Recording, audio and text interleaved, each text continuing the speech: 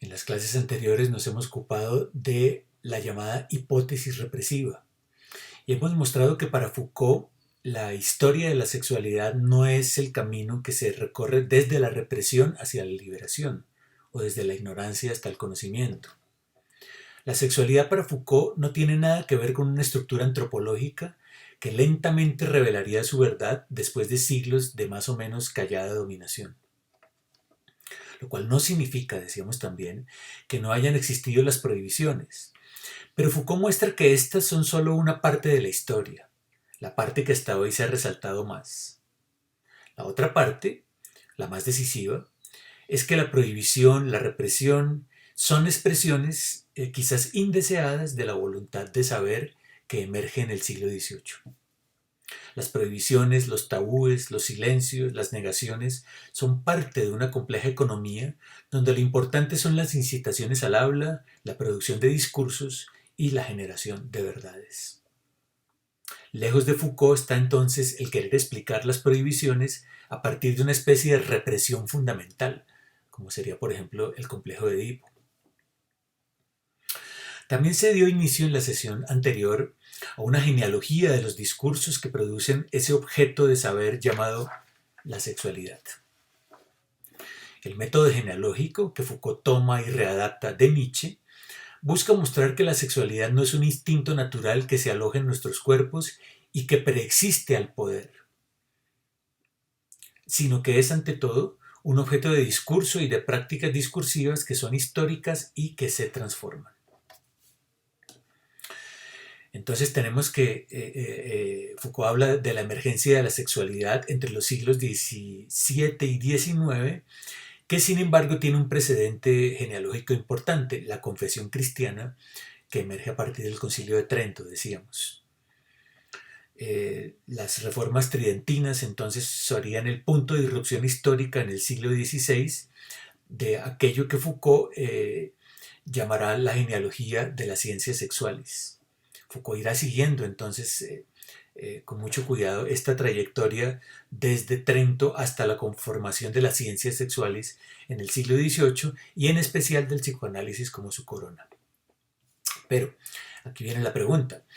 ¿Qué ocurrió entre la confesión en Trento y las ciencias sexuales en el siglo XIX?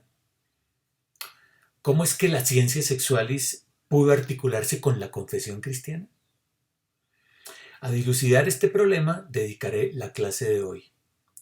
Y lo haré inicialmente a través de una lectura ampliada del capítulo 2 del libro Voluntad de Saber titulado La implementación perversa y del capítulo 3 titulado Ciencias sexuales. Complementado todo esto con una lectura también de algunas clases del curso Los Anormales de 1975. Voy a empezar entonces con una de las figuras que Foucault menciona en ese curso, que es la del niño masturbador.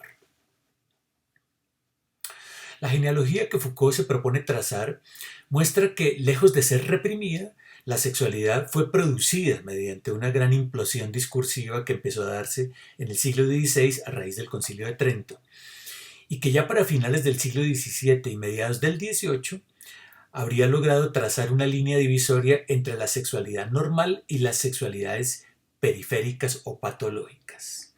Por sexualidad normal me estoy refiriendo al cuerpo heterosexuado orientado a la reproducción, y por sexualidades periféricas me estoy refiriendo a los cuerpos que se desvían del modelo heterosexual o reproductor. ¿Cómo fue que se generó esta línea divisoria entre las sexualidades normales y las periféricas? Ya no mediante la moralización del cristianismo a través de la confesión, sino mediante una creciente medicalización de la sociedad en vías de industrialización en Europa. Ya lo sabemos. Foucault dice que la normalidad de las conductas se forma en concomitancia con la producción de la anormalidad y de las perversiones. Esta es una tesis que él ya venía manejando desde la historia de la locura en la época clásica, el libro escrito varios años atrás. Pero será el discurso médico el que desde el siglo XVII empiece a tomar a su cargo la definición de lo que es normal y de lo que es anormal. Habrá que esperar hasta el siglo XIX para que aparezca toda una fauna de pervertidos sexuales hasta entonces inédita, los exhibicionistas, los fetichistas, los zoófilos, los autonomosexualistas, los mixoexcopófilos, los ginecomastas, los presbiófilos, etcétera, etcétera.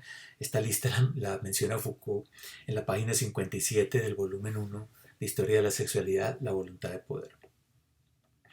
Estas sexualidades periféricas, como las llama Foucault, producidas por las ciencias sexuales del siglo XIX, tienen sin embargo un antecedente prominente en los siglos XVIII y comienzos del XIX que quisiera considerar con algo de detalle: el niño masturbador. Allí comienza esa medicalización de lo insólito de la que nos habla el capítulo 2 de Voluntad de Saber en la página 58. Allí comienza esa transformación de la voluntad de saber del cristianismo en la voluntad del saber de la medicina. Estamos pasando entonces de la confesión a la medicina. Foucault menciona este caso de forma breve en el capítulo 2 de Voluntad de Saber. Y la clase anterior explicábamos por qué fue tan breve Foucault en mencionar estos casos, y decíamos que tenía planeada la publicación de 6 volúmenes dedicados a estudios puntuales. El volumen 1, único que consiguió publicar, está dedicado únicamente al método que seguirían los estudios históricos emprendidos en los libros siguientes. Una especie del discurso del método sería entonces Historia de la Sexualidad 1. Pero esos otros libros Foucault jamás los escribió. El tema de la sexualidad infantil, a ese tema Foucault tenía pensado dedicar un libro completo, el volumen 3 de la serie, que llevaría por título La Cruzada de los Niños. Pero, insisto, esos libros jamás se publicaron. Entonces, eso nos obliga a tratar de reconstruir este libro no publicado a partir del archivo que propone Foucault en su curso de 1974 y 75, en el curso Los Anormales que dictó en ese año en el Collège de France. Iremos inicialmente a la clase del 5 de marzo de 1975 para abordar el tema del niño masturbador. Pero al comienzo del curso, hay que decirlo inicialmente, Foucault identifica 3 figuras que contribuyeron desde la Edad Clásica a ir construyendo una etiología de la anormalidad, que desembocaría luego en las ciencias sexuales del siglo XIX. Esas 3 figuras son el monstruo humano, el individuo a corregir y el niño masturbador. En otras palabras, el monstruo, el correccionario y el onanista. Voy a comenzar entonces por esta última figura del onanista. Nos situamos pues en lo que Foucault llama la era clásica, que es la edad clásica del siglo XVIII en Francia, cuando se inician las campañas antimasturbatorias en toda Europa en realidad, una especie de cruzada médica emprendida en el siglo XVIII que empieza a combatir un viejo hábito muy propio del periodo de la juventud o infancia precoz. Se trata del ya conocido pecado de Onán, que según la Biblia, el libro del Génesis capítulo 38, remite a uno de los hermanos de Judá llamado Onán. Al constatar Judá que era impotente, que no podía tener hijos, lo cual era un asunto grave porque él era el primogénito y de él debía venir la descendencia que Dios había prometido a Abraham, pidió a su hermano menor que se acostara con su esposa y le engendrara un hijo. Pero al ver a Onán que la descendencia no sería suya, sino de su hermano, cito, sucedía que cuando se llegaba a la mujer de su hermano, vertía en tierra por no dar descendencia a su hermano. Y desagradó en ojos de Jehová lo que hacía y le quitó la vida. Fin de cita, estoy citando del capítulo 38 del libro del Génesis. Esto de vertir en tierra, que habla el texto bíblico, de evitar que la copulación cumpliera el propósito único de la procreación, es decir, de hacer que el sexo se ligara al placer y únicamente al placer, fue visto siempre por la Iglesia cristiana como un pecado. La idea de darse placer a uno mismo fue tenida como un fraude a la reproducción. El autoerotismo era sinónimo de abuso, de trampa, de engaño a los propósitos divinos del acto sexual. Luego, este pecado se designó con el nombre latino manustruptación, para dar a entender que era un acto cometido con la mano. Para el siglo XVIII, la masturbación empieza a dejar de ser vista como un pecado y deviene enfermedad. Una enfermedad que debía ser diagnosticada y tratada ya no por el sacerdote, sino por el médico. Era una enfermedad que afecta a la sociedad como tal, por lo menos se creía de ese modo, que ya no afecta solo al individuo, sino a la especie. El onanismo, se creía, debilitaba la reproducción y con ello conducía al debilitamiento político del Estado, que en ese momento, siglo XVIII, se ocupaba del tema de la población, como veremos más adelante con esto de la biopolítica. Era necesario contar con una población numerosa y sana, y el onanismo era un peligro social, porque desestimulaba la procreación, porque generaba en los jóvenes desinterés por el matrimonio, e incluso se creía que afectaba negativamente a la progenie y era causa de numerosas enfermedades. Fue así como, hacia mediados del siglo XVIII, el sexo de los niños se convirtió en un problema de salubridad pública. Nace de este modo la primera sexualidad periférica, el niño masturbador. En la clase del 5 de marzo de 1975 del curso Los Anormales, Foucault dice que en medio de ese gran silencio que acompañaba el tema de la masturbación, esa zona de silencio de la que hablábamos antes, surge un ruido de fanfarria, dice Foucault, que es la publicación en Inglaterra en el año 1707 del libro Onania, atribuido a un tal Dr. Becker. Se trataba de un pequeño folleto de 12 páginas, anónimo, aparecido en Londres y que se hizo inmensamente popular en toda Europa. Luego vino el libro de Tissot, publicado en 1758 en latín, titulado Tentamen de morbis ex mano stuprationi. Y a partir de ahí continuó la publicación de numerosos tratados escritos en Suiza, en Alemania. Foucault llama la atención de que estos tratados hayan sido escritos en países protestantes y no en católicos, pues según dice, allí no existía la dirección de conciencia en la forma tridentina y católica, dice en la página 213 de Los Anormales. Pero aquí Foucault se equivoca, porque en España, bajo la égida de los Borbones y en plena efervescencia de las reformas borbónicas, se tradujo del francés un texto de 1776 titulado El conservador de la salud, que recogía el diagnóstico del onanismo ya señalado por Tissot en su tratado. Este texto debió también circular en las colonias españolas en América. Bien, ¿qué tienen en común todos estos tratados? En primer lugar, que suponen una medicalización de la masturbación. Se hace un diagnóstico médico de las consecuencias desastrosas que acarrea. La fisonomía se descompone, el agotamiento vital conduce a otras enfermedades. Es causa de meningitis, de encefalitis, de afecciones en la médula espinal, degeneración en los huesos, enfermedades oculares, etc. Página 223 de Los Anormales. En suma, la masturbación no es ya tan solo un vicio de orden moral que supone la violación de alguna norma religiosa. Es una enfermedad. Más aún, es la enfermedad primaria, la enfermedad total, primera y fundamental, la causa de todas las demás enfermedades. Inscripción entonces de la masturbación en una etiología difusa, polimorfa, abstracta, que abarca todo el campo de lo patológico. Página 226. En segundo lugar, ¿qué es lo que tienen en común estos tratados? El discurso antimasturbatorio desencadena toda una campaña médica y pedagógica, una cruzada antimasturbatoria en el siglo XVIII. Una gran persecución o cacería de la sexualidad infantil, que según Foucault, cito, casi alcanzó la magnitud de las persecuciones contra las brujas en los siglos XVI y XVII. Fin de cita, página 240 del curso de Los Anormales. Persecución que tuvo varias ramificaciones. Una, propiamente médica, que se orientó no solo a diagnosticar el mal, sino a sugerir todo tipo de medicamentos. Medicalización del cuerpo del niño masturbador, que adquiere así unas características especiales. Es un niño pálido, debilucho, inerte, esquelético. Y los remedios sugeridos eran de lo más crueles y variopintos.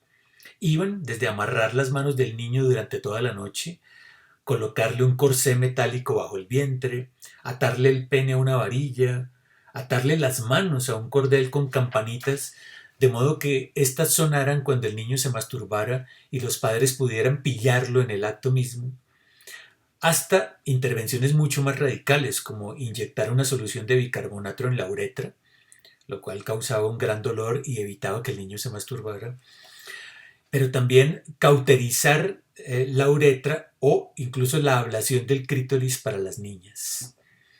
Páginas 237 al 239 del libro Los Anormales. Foucault cita numerosas fuentes aquí, tomadas de revistas médicas de la época y de tratados sobre el onanismo, sobre todo el tratado de Leopold de Land titulado El onanismo y otros abusos venéreos de comienzos del siglo XIX. A este Leopold de Land, Foucault se refiere como el gran teórico de la masturbación y cita el caso de la ablación del clítoris de una mujer realizada por él mismo, en el que afirma que, cito, eso no le impedirá llegar a ser una buena madre y una esposa devota. Fin de cita, Foucault citando a Deland en la página 239 del curso Los Anormales. La campaña antimasturbatoria tiene también, en tercer lugar, una importante dimensión pedagógica. Recordemos que en La voluntad de saber, Foucault dijo que la nueva tecnología del sexo, que nace en las postrimerías del siglo XVIII, tiene como uno de sus tres ejes el de la pedagogía, cuyo objeto era la sexualidad del niño. Acá estoy citando de La voluntad de saber, de la página 142. En el capítulo 1, decíamos, la incitación de los discursos se refiere a los colegios del siglo XVIII y llama la atención sobre los dispositivos arquitectónicos, es decir, sobre la organización del espacio, tal como ya lo había hecho en su libro Vigilar y Castigar, recuerden, de 1975. Todo ese dispositivo que Foucault hablaba del panóptico allí, todo ese dispositivo que se incluye, incluye desde luego pues el diseño de los salones, las formas de las mesas, el arreglo de los patios en el recreo, la distribución de los dormitorios, etc. Dice Foucault, cito, todo ese dispositivo, cito, está articulado sobre la comprobación de que esa sexualidad activa y precoz existe. Fin de cita de la página 38. Desde luego, la problematización del espacio y del tiempo escolar surgen junto con la introducción de la higiene. El colegio debía satisfacer ciertas condiciones higiénicas de limpieza, ventilación, iluminación, etc. Y en este contexto, la construcción de los baños era importante para el tema de la vigilancia permanente sobre la sexualidad del niño. Debía evitarse, ante todo, que el niño se sintiera libre de masturbarse en el baño sin ser descubierto, por lo que se recomendaba regular la altura de las puertas del baño en sus extremos superior e inferior, dejando al descubierto parte del cuerpo a la visibilidad exterior. A esto ha de sumarse la gran influencia del discurso médico en la pedagogía, la introducción de la educación genital y de la higiene en la escuela, así como la operación de un gran número de tratados, la aparición de un gran número de tratados escritos por pedagogos en esta época. Tratados de pedagogía en los que se incluía el asunto de la sexualidad infantil. Tenemos entonces que lo que está ocurriendo aquí es la lenta medicalización de la escuela, orientada en parte a prevenir y combatir la aparición del vicio solitario. Foucault destaca también, y este sería un cuarto punto, el hecho de que la campaña o esas campañas antimasturbatorias no estaban orientadas hacia la culpabilización de los niños. Página 227 del curso Los Anormales. Si el niño se masturba, esto desde luego tiene que ver con el calentamiento de los humores propios de la pubertad, pero existen factores externos muy poderosos que explican la práctica de este horrible vicio, dice Foucault. Se trata de la nefasta influencia de las nodrizas y de los sirvientes. Toda la campaña antimasturbatoria se orienta hacia trazar una especie de cordón sanitario en torno a la familia nuclear. Recae una sospecha sobre todos los personajes externos que tenían que ver con el niño: preceptores, tíos, primos, servidumbre, amigos. Estamos hablando evidentemente de un sector social privilegiado. Es decir, que el onanismo no aparecía solo como un vicio del niño solo, pues, sino como un hábito inducido o provocado por la inadecuada estimulación sexual a través de caricias, mimos, tocamientos por parte de personajes externos como las nodrizas, por ejemplo. Estas podrían transmitir a través de la leche su tendencia a los malos hábitos y al desarreglo del carácter, pues la nodriza pertenecía por lo general a las clases populares. Prevención entonces del contagio venéreo a través de la leche o de los contactos físicos con la nodriza y con la servidumbre. De este último punto, Foucault saca una conclusión fundamental. ¿Qué es lo que está en juego en esta paulatina medicalización de la sexualidad infantil? Están en juego dos fenómenos complementarios. El primero es el nacimiento de la familia nuclear, de la familia burguesa, que no existía antes.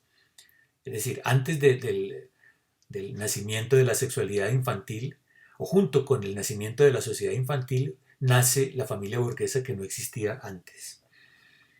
La eliminación de los terceros supone, de hecho, la crisis de la familia, de la forma familia aristocrática, el oikos, del que hablaba Aristóteles, que era un conjunto de relaciones basados en la alianza. Familia compuesta de una red amplia de dependencias mutuas, de mayorazgos, de descendencia, de clientelas, de lazos, que iban mucho más allá de la relación padre-madre-hijos.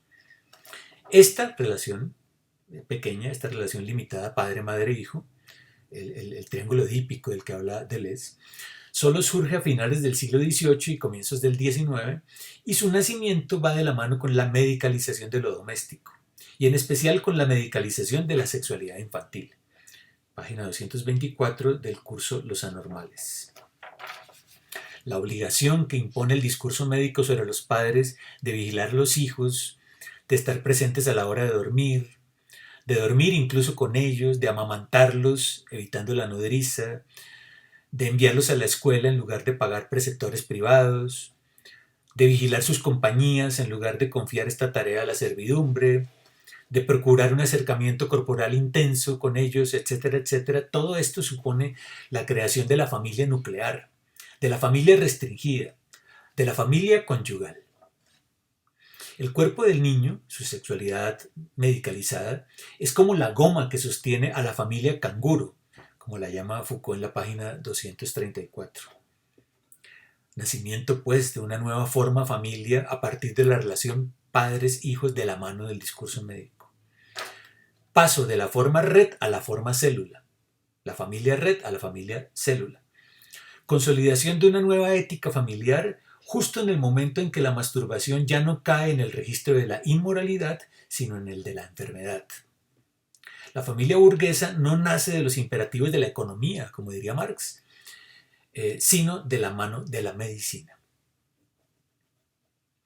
Pero recordemos, se trata de una familia que nace ya medicalizada. La medicalización está justo en el momento de su emergencia, dice Foucault en la página 236. La familia es la correa de transmisión del saber médico. Los padres son quienes aplican la vigilancia sugerida por el discurso médico sobre la sexualidad de sus hijos. Son ellos, los padres, los agentes principales de la medicalización de la sexualidad. Los padres son la resonancia del médico.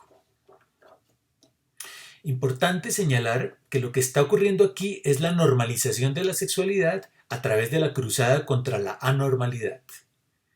La familia heterosexual reproductiva, transmisora de la propiedad privada, diría Marx, se erige en este momento como paradigma de normalización, de normalidad, justo cuando nace la medicalización de las sexualidades periféricas. Esta forma familia no existía antes, como les dije, pues no habían surgido aún las técnicas que la produjeron. Foucault entonces estaría en contra de un modelo universal de la heterosexualidad que ha durado milenios, como sostienen algunas feministas. Más bien, lo que Foucault diría es que el modelo de la familia heterosexual y reproductiva es una formación histórica muy reciente. No es una ley previa y ancestral que pesa sobre las sexualidades y se impone sobre ellas y las reprime, sino que surge junto con ellas, a la manera de contraluz, de contraparte, en ese juego de contraluz entre lo normal y lo anormal, entre la razón y la sinrazón. El fenómeno concomitante a la medicalización de la sexualidad infantil y que está ligado estrechamente con el nacimiento de la forma familia heterosexual reproductiva es lo que Foucault llama el nacimiento de la biopolítica, es decir, el surgimiento de unas tecnologías políticas orientadas hacia el gobierno de la población, tema del que me ocuparé luego. No podrá haber un gobierno económico sobre la riqueza, sobre el territorio, no podrá haber un fortalecimiento del Estado sin que la sexualidad sea controlada en el seno de la familia. Los niños son el futuro del Estado, son una riqueza que es preciso cuidar y preservar. La familia debe asegurarse de que los niños sean útiles al Estado. Deben confiar en el Estado y por eso entregan sus hijos a la educación estatal. Todos estos son procesos ligados, como ven, dice Foucault, el nacimiento de las disciplinas, de la escuela, el nacimiento de la razón de Estado, el nacimiento de la familia burguesa, de las sexualidades periféricas. Se está empezando a consolidar esa gran tecnología de dos polos que Foucault llamará el biopoder. Este habla necesariamente del lenguaje de la sexualidad, pues supone una multiplicidad de discursividades que hablan de sexo, la pedagogía, la medicina, la demografía, la economía política, la moral, etc. Explosión pues de discursividades y no represión de la sexualidad.